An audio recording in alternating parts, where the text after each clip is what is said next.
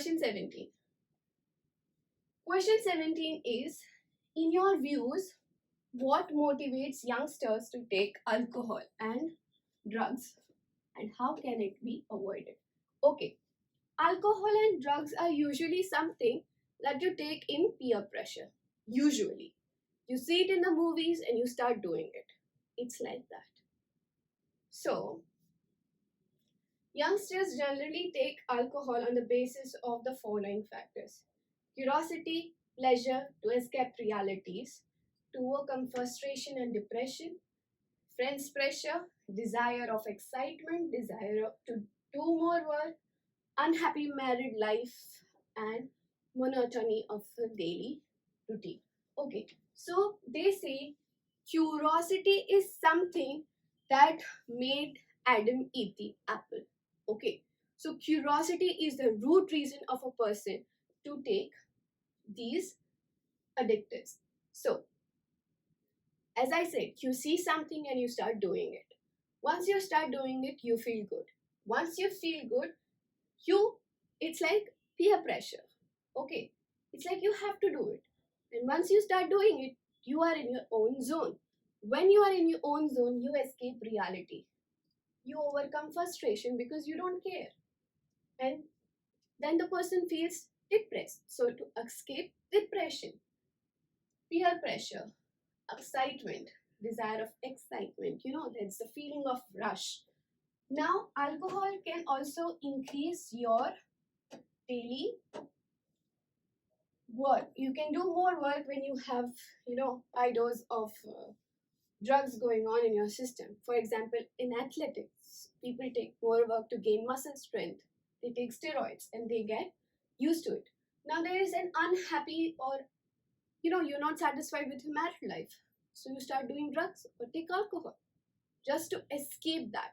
Now, you have a monotonous life. Just to escape the monotonous life or daily routine, people start having alcohol or doing drugs. How can it be avoided? It can be avoided by talking, educating. So, education and counseling of the child to face problems and stresses and escape disappointments as a part of failure is a part of life. So, students, talking is, very therapeutic. If you talk to someone, what you might be going through, the other person also might be going through that, and you connect. That is what is talking. But when you talk to a counselor, that person will guide you, that person will mold you and encourage you how to deal with your problems. And what might be something very big for you might not be as big after you understand what you're going through. So, education and counseling is important, and understanding that failing is just another day. It is just another thing. If you fail, no big deal. Get up and start working again. Second, a child should not be pushed unduly to perform beyond his capacity. So, yes, our society can be competitive. Our lifestyles can be competitive. But we need to understand that what is the capacity of a child, and he should not be pushed more than he is willing to do. Third, teachers should be alert about the activities of child. Fourth, help can be taken from highly qualified psychologists and psychiatrists.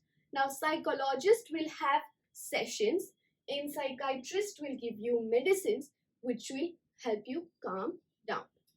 So, with this, students, we come to an end of our session and see you in the next chapter.